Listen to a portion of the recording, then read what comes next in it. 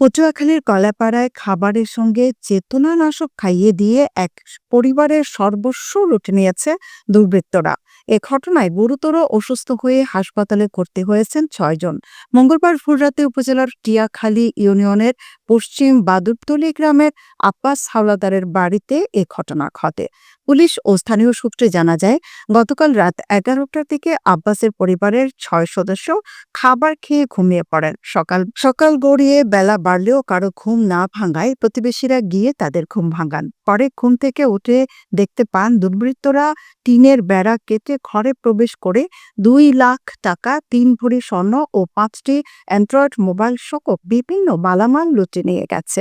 এ সময় তারা গুরুতর অসুস্থ বোধ করলে প্রতিবেশীরা তাদের হাসপাতালে ভর্তি করেন। তাদের দাবি, সবার অজান্তে আগেভাগে দুর্বৃত্তরা তাদের খাবারের সঙ্গে চেতনানাশক মিশিয়ে এমন কাণ্ড ঘটিয়েছে।